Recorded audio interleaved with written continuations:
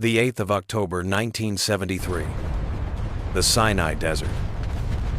From the commander's hatch of his Centurion tank, Lieutenant Ariel watched ghosts dance on the horizon, the heat shimmer rising from the burning hulks of his own brigade. The silence between explosions was worse than a noise filled with an unbearable tension. It was the silence of the hunter, an unseen predator lurking in trenches a mile away, armed with a weapon that had turned this desert into a graveyard for Israeli armor. The whisper of a wire-guided Sagar missile was the last sound many of his friends ever heard, a venomous hiss that preceded a blast that turned 60 tons of steel into a coffin. Mighty Israeli armor, the pride of the nation, was being slaughtered by infantrymen hiding in ditches.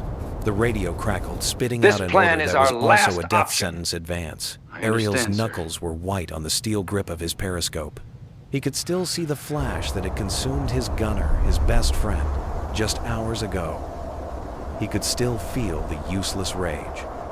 But staring through the optics at the churned-up earth, Ariel saw something else. Not a strategy, but an insult. An act of pure, desperate defiance, born in the crucible of loss. It was a violation of every tactical doctrine he had ever been taught, a heresy against the holy writ of armored warfare. This maverick idea, whispered over the intercom to his terrified crew, was not just a plan to survive the next 10 minutes. It was an illegal gamble that would either rewrite the rules of modern warfare or earn him a court-martial, as his tank became just another smoking ruin in the unforgiving sands of the Sinai. That desperate moment in the hatch, with the desert shimmering under a sky of brass, was not born in a vacuum. It was the culmination of 48 hours of hell, a brutal education that had ripped apart everything Ariel and the Israeli Armored Corps believed to be true. To understand the heresy he was about to commit, you have to go back to the beginning, to the calm before the storm, when the world was still sane. Just days earlier, Ariel had been a university student in Tel Aviv, arguing about philosophy and planning a weekend at the beach. He was a reservist, his mandatory service a fading memory of discipline and camaraderie. Like all Israelis, he was weaned on the legend of 1967, the Six-Day War, that had elevated the IDF's tankers to the status of modern-day knights. Their doctrine, the Conceptia, was simple and beautiful in its arrogance, speed, aggression, and overwhelming firepower. Israeli tanks didn't defend, they attacked. They were the tip of the spear. An unstoppable force that had shattered 3 Arab armies in less than a week. The idea that infantry could pose a serious threat to a column of centurions and Pattons was laughable, a relic of a bygone era. The tank was king, and they were its masters.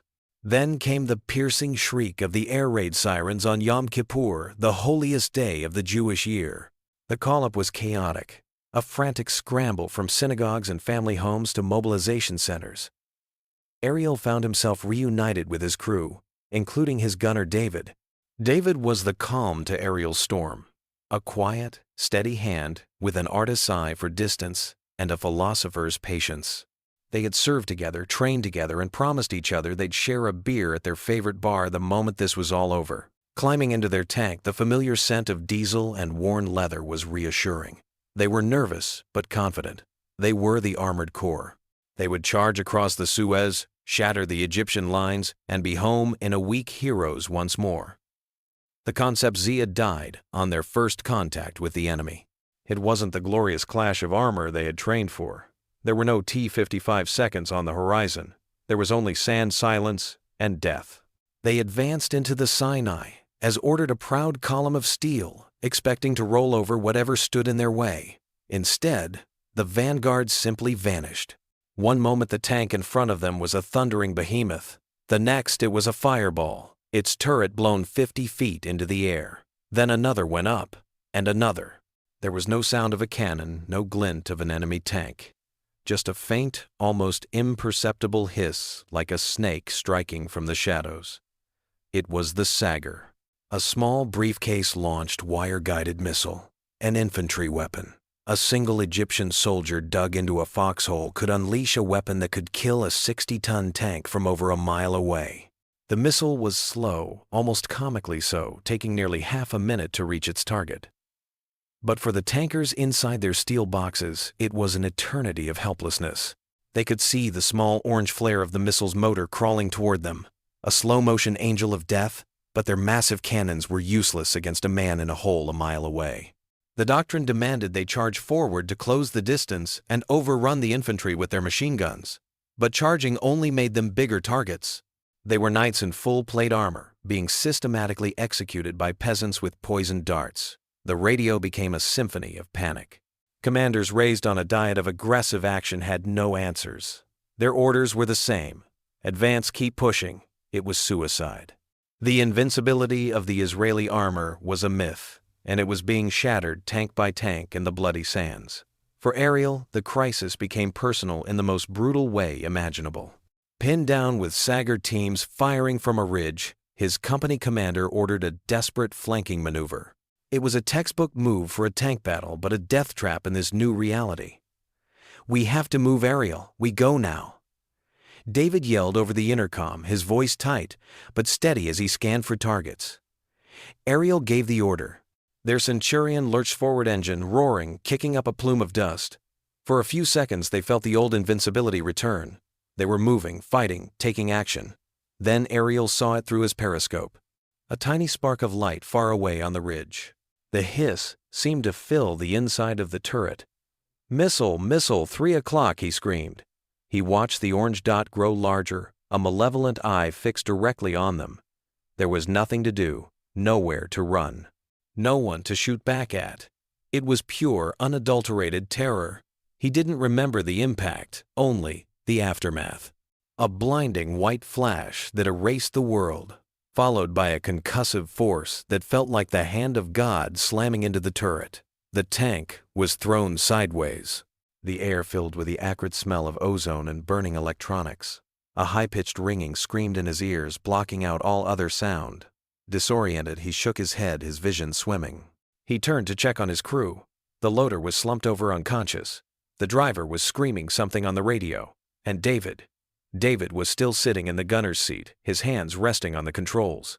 But the missile's-shaped charge had punched through the armor exactly where he sat, unleashing a jet of molten metal hotter than the surface of the Sunday. There was no blood, just a black hollowed-out space where his friend had been a second before. The promise of a beer, the shared jokes, the quiet confidence, all of it was gone, incinerated in a flash of physics and hate. In that moment, something inside Ariel broke. Or perhaps something was forged. The grief was so immense it felt like a physical weight. But beneath it, a cold, diamond-hard rage began to form. The generals were wrong. The doctrine was a lie. The rules they had been taught were a recipe for slaughter. Following orders had gotten David killed. His friend hadn't been killed by a superior weapon, but by a superior idea. And Ariel, sitting in the ringing silence of his crippled tank staring at the empty space beside him, knew with absolute certainty that he would not let another man die for that lie. The war was no longer about nations or borders. It was about that empty seat. And to honor it, he would have to tear up the rulebook and write his own. The rage that had been forged in the crucible of David's death did not manifest as a scream. It settled into something far more dangerous, a cold, methodical silence.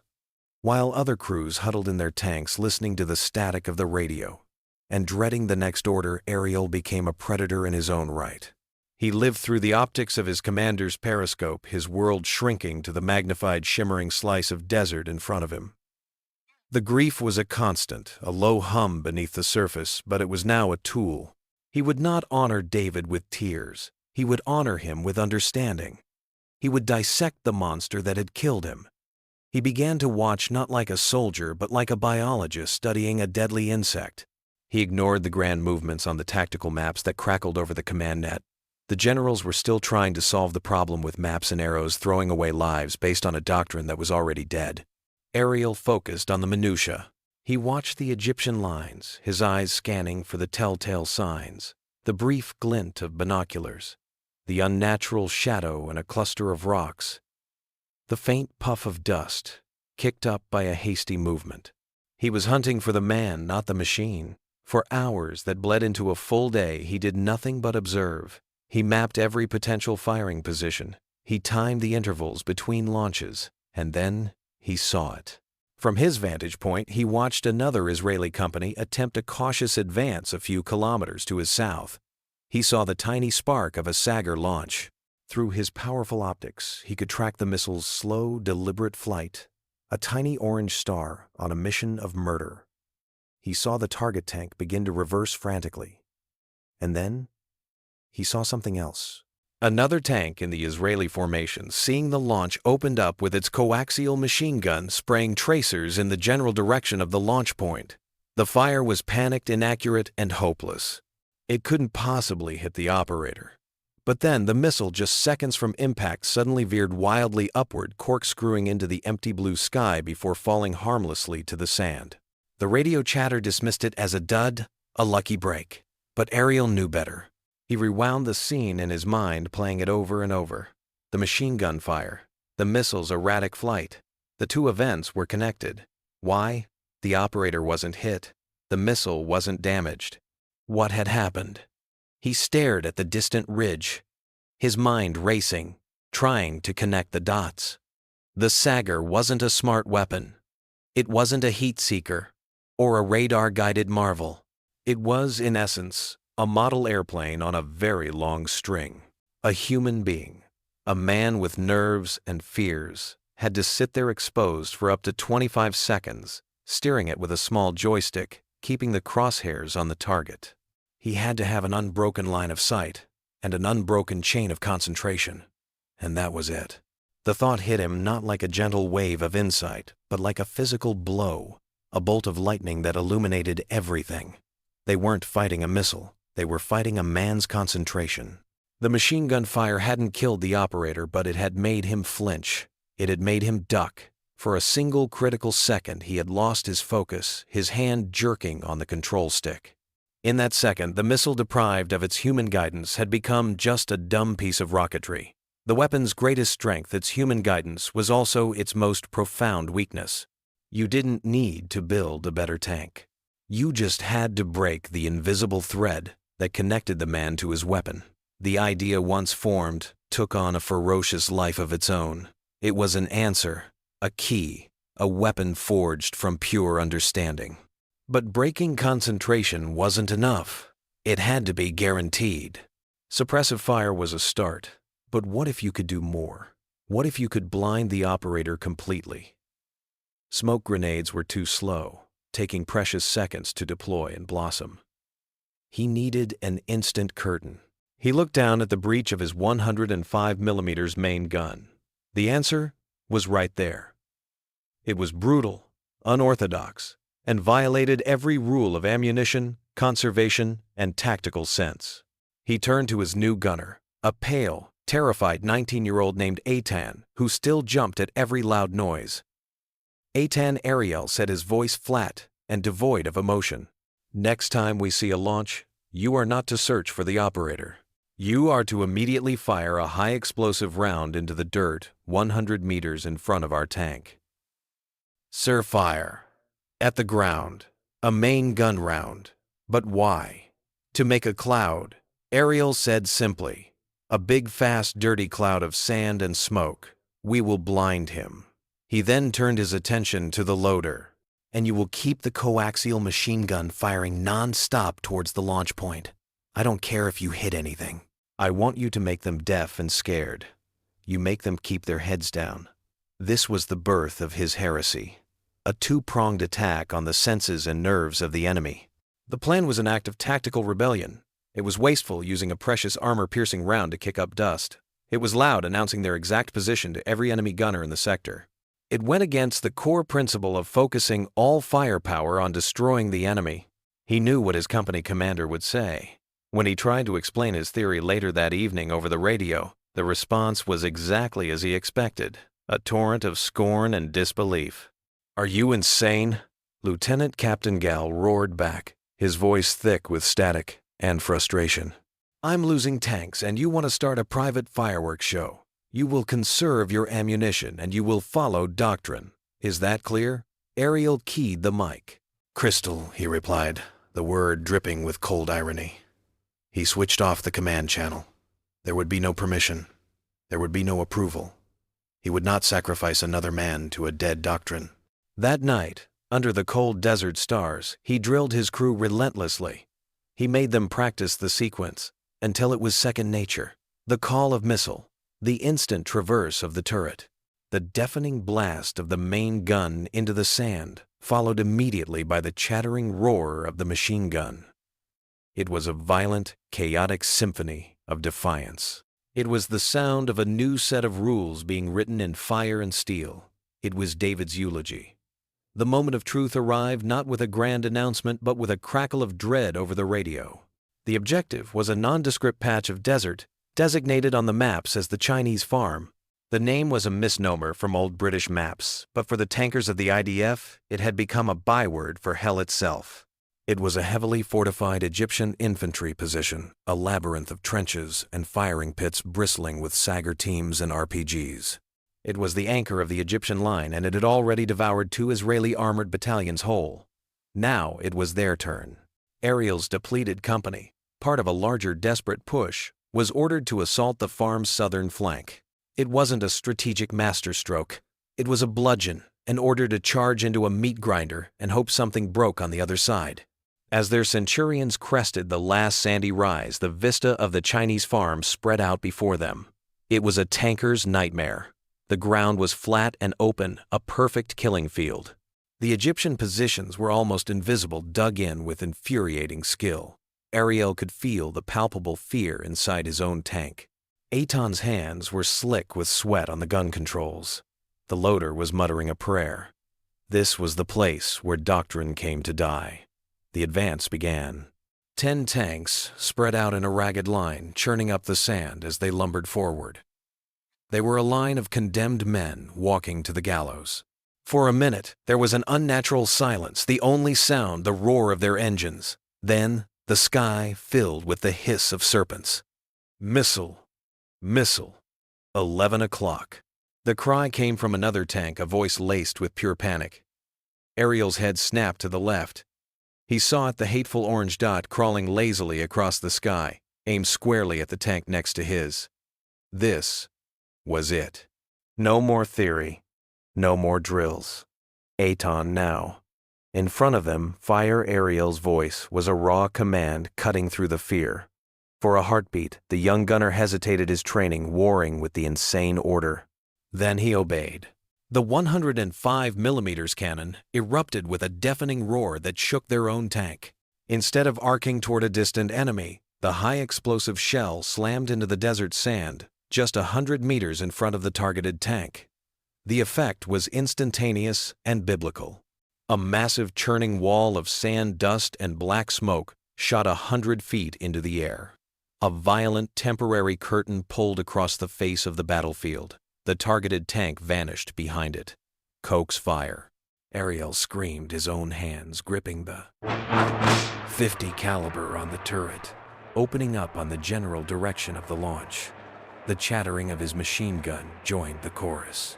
Through the swirling chaos, Ariel watched his heart hammering against his ribs. The orange dot of the Sager, its operator now completely blind, wavered for a second. Deprived of its target, its purpose, it seemed confused. Then it pitched upward, violently spiraling into the sky, before detonating harmlessly. A cheer erupted from the targeted tank's radio. "We're clear. It missed, but there was no time for celebration. More sparks appeared along the Egyptian line. 2 more missiles were in the air, this time heading directly for them. "My turn," Ariel said, his voice now unnervingly calm. "Eitan front, do it again." The cannon blasted the empty sand in front of them. Their world dissolved into a brownout of their own making. The tank shuddered as the machine gun hammered away, sending streams of tracers into the haze. Ariel felt a profound sense of dislocation. They were blind, firing at nothing, creating their own storm in the middle of a battle. It felt insane. It felt wrong. He held his breath. The 25-second flight time of the Sager stretched into an eternity. He braced for the impact that he knew should be coming. But it never did. When the dust cloud began to settle, he saw the 2 black puffs of smoke high in the sky where the missiles had self-destructed, their guidance lost. It worked. A wild, almost hysterical laugh escaped his lips. It actually worked. He keyed the company radio, his voice ringing with an authority he didn't know he possessed. "All stations. This is Ariel. Forget the enemy. Shoot the ground in front of you when you see a launch. Drown them in dust. Use your machine guns to keep their heads down. Move and shoot. Move and shoot." At first, there was confusion. Then, Captain Gal's voice, stripped of its earlier arrogance, came back. "Do what he says. All stations, do what he says." What happened next was not a battle. It was a form of brutal, mechanized ballet. The Israeli tank line, which had been a rigid, terrified formation, transformed into something chaotic and alive. As the Egyptian Sagar teams unleashed volley after volley, the desert floor erupted in a series of rolling, self-inflicted explosions. Tanks weaved and darted, firing their main guns, not at the enemy, but at the empty space before them, creating moving walls of impenetrable dust. Their machine guns never stopped firing, a constant, terrifying roar of suppressive fire that pinned the Egyptian infantry in their holes. The Egyptians had never seen anything like it. Their greatest weapon was being rendered useless by a tactic of pure, noisy madness. They were firing their missiles into man-made dust storms. The Israeli tanks, shrouded in their personal shields of sand, seemed like ghosts emerging from the haze to fire a quick cannon round at a known position before vanishing again. The psychological effect was devastating. The hunters had become the hunted. Their meticulously prepared killing field had been turned into a blind man's bluff, and the tanks were winning. Ariel's tank was at the forefront, a demon of dust and steel. He wasn't just commanding, he was conducting. "Bravo! 4 missile at 2 o'clock. Make your cloud Charlie 6, keep firing on that bunker." They punched through the first line of trenches, crushing them under their treads. RPGs flashed from the sides, but in the chaos, the aim of the Egyptian soldiers was off. They were panicked, overwhelmed by the sheer, unrelenting violence of the assault. Ariel's illegal idea had not just saved them, it had turned them into an unstoppable force. They weren't just surviving the Sagars. They were contemptuously ignoring them. They had breached the unbreachable Chinese farm not with superior armor, but with a superior and utterly insane idea. The chaos of the Chinese farm did not end with a triumphant flag planting. It subsided into a landscape of shell-shocked exhaustion, burning wreckage, and the stunned silence of disbelief. Ariel's tank, its barrels scorched, and its hull pocked with shrapnel, sat idling amidst the overrun Egyptian trenches. They had done it. They had broken through. But the true impact of their manic charge was only just beginning to ripple across the battlefield. The first sign of the sea change came not as a medal, but as a voice on the radio. It was Captain Gal, the same officer who had threatened Ariel with a court-martial just a day before. His voice was raw, stripped of all its bluster, filled with a new and unfamiliar tone. "Respect, Ariel." What was that? In God's name, what the hell was that? It was a smokescreen. Captain Ariel replied, his own voice raspy, the adrenaline beginning to ebb, leaving a profound weariness in its place. There was a long pause on the other end. "All stations, this is Gal." The captain finally broadcasted his voice, now firm, decisive. "From now on, you will refer to that maneuver as the aerial drill. Listen to the lieutenant. His word is my command. We are doing it his way." That single transmission was more powerful than any commendation. It was an admission of failure from the old guard and an anointment of the new. The rebel had become the master. Over the next few hours, the story of the breakthrough at the Chinese farm spread like wildfire across the command nets of the entire southern front. It was passed from one panicked commander to another, a desperate rumor that sounded too insane to be true, yet too vital to ignore. Senior officers, men with eagles on their shoulders who had been watching their armored divisions bleed out for days, began demanding details. A lieutenant, a reservist, firing at the dirt. It was madness. But it was a madness that worked. Ariel was summoned to a battalion command post, a hastily dug pit smelling of sweat and stale coffee. There, surrounded by grim-faced, exhausted officers, he was made to explain his logic. He didn't speak of tactics or doctrine. He spoke of the human element of breaking a man's concentration, of fighting the operator, not the missile.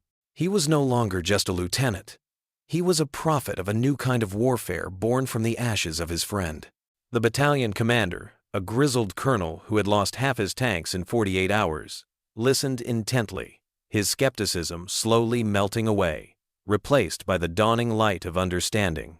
At the end of Ariel's explanation, the colonel simply nodded. "Get this on every radio. I want every tanker on this front practicing the aerial drill by sunrise." The effect was nothing short of miraculous. Across the Sinai, Israeli tank formations, which had been paralyzed with fear, began to move again. The aerial drill, or as the tankers themselves began to call it, the Sinai waltz, became their shield and their sword. The desert, which had been a series of Egyptian-controlled killing fields, was now constantly obscured by rolling clouds of self-generated dust. The psychological dynamic of the battle flipped completely. The dreaded hiss of a Sagar launch was no longer a death sentence. It was a cue. It was the starting pistol for a violent, chaotic dance of survival.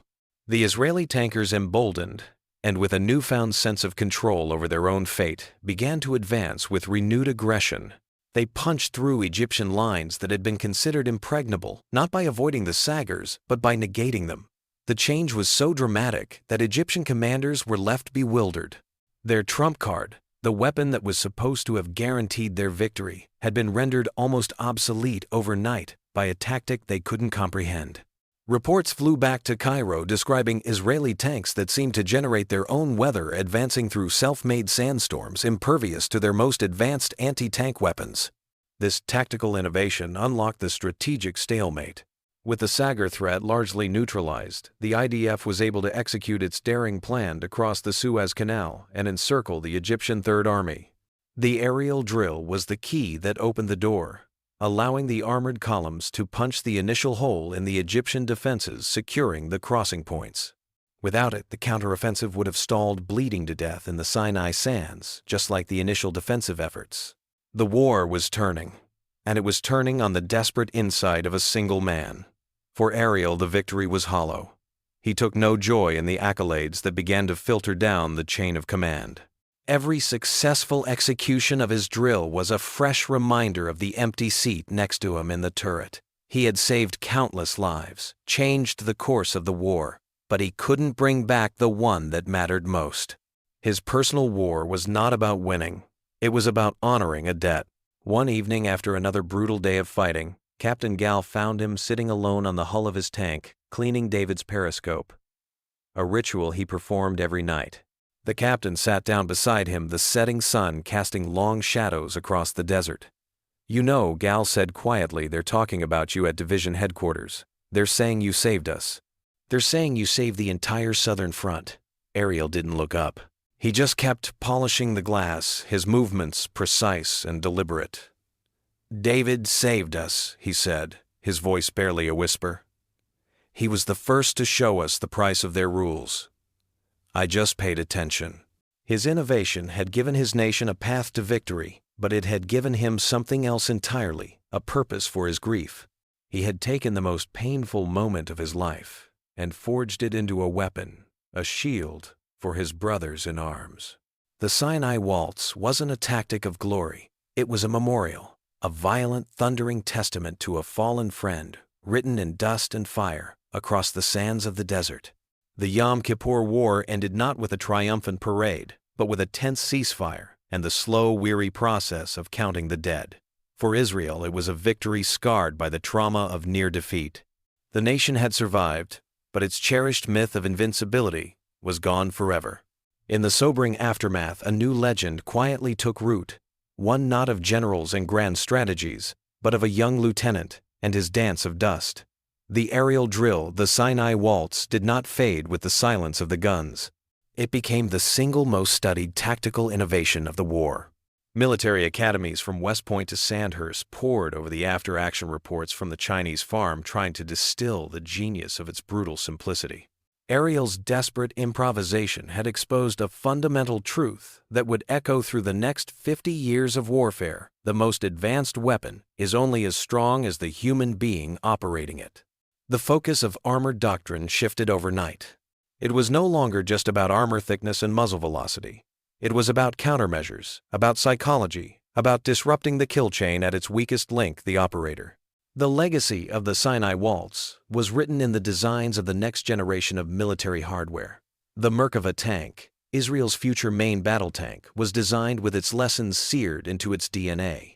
It featured forward-mounted engines for extra crew protection, advanced smoke discharging systems that could be activated in a split second, and fire control systems designed to rapidly engage scattered infantry targets. Around the world, active protection systems like Trophy and Iron Fist, complex arrays of sensors and projectiles designed to shoot down incoming missiles, were the technological evolution of Ariel's crude cannon blast to the dirt. His idea, born of grief and necessity, had become the conceptual ancestor of a multi-billion-dollar industry dedicated to tank self-defense. The lesson was clear: never again would a tank be a helpless target waiting for the hiss of a missile. And what of Ariel, the reluctant architect of this revolution? He never sought the glory that was offered to him. He was awarded the Medal of Valor, Israel's highest military decoration, but the ceremony was a blur of stiff uniforms and solemn handshakes that felt alien to him. He accepted the medal not for himself, but for David, a silent acknowledgement of the debt that could never truly be repaid. When the news cameras tried to capture the hero, they found only a quiet, introspective man who seemed uncomfortable with the title. He deflected praise, always giving credit to his crew and to the harsh lessons of the battlefield. He did not remain in the army. The call of a military career, which might have tempted another man in his position, held no appeal. The desert had taken too much from him. He returned to his life as a student, finishing his degree in philosophy, finding more solace in the ancient questions of ethics and existence than in the modern certainties of ballistics. He became an architect, designing buildings of clean lines and quiet strength structures meant to shelter and endure, a stark contrast to the machines of destruction he had once commanded. Yet his story endured. Within the tight-knit world of the Israeli Armored Corps, he became a legend. New recruits learning to handle their powerful Merkava tanks on the dusty training grounds of the Negev were not just taught the technical specifications of their smoke dischargers. They were told the story of Lieutenant Ariel at the Chinese farm. They were taught the Sinai Waltz not just as a tactical drill, but as a lesson in mindset. It was a story about refusing to be a victim, about thinking when every instinct screamed to panic, about understanding that the most powerful weapon in their arsenal was not the cannon, but the mind of the commander in the turret. His legacy was not in the medals or the headlines, but in the lives of the tankers who came after him, men who would face new threats in Lebanon and Gaza, armed with the knowledge that adaptation was the ultimate armor. He had proven that innovation doesn't always come from well-funded research labs or the minds of decorated generals. Sometimes it comes from the bottom up. It comes from the mud, from the blood, from the desperate, furious mind of a single individual who refuses to accept the established rules of failure. Ariel's story became a testament to the enduring power of the human spirit in the face of overwhelming odds, a brutal, beautiful reminder that even in the heart of the darkest conflict, one person's refusal to surrender to despair can be enough to change the world. It was a lesson written not in textbooks, but in fire and sand, a whispered legend of how a philosopher in a tank taught an entire army how to dance. Ultimately, the story of the Sinai Waltz transcends the scorched earth of a single battle. It is more than a tale of tactical genius. It is a profound testament to the power of human adaptation in the face of annihilation. Lieutenant Ariel's desperate innovation was not born from a grand strategy conceived in a quiet command tent, but was forged in the immediate visceral crucible of loss and imminent death. He looked at the smoking ruins of a failed doctrine and, instead of despairing, saw an answer hidden in plain sight, an answer that lay not in stronger steel, but in the fallibility of the human holding the trigger. The legacy of that desperate gamble echoes far beyond the Yom Kippur War.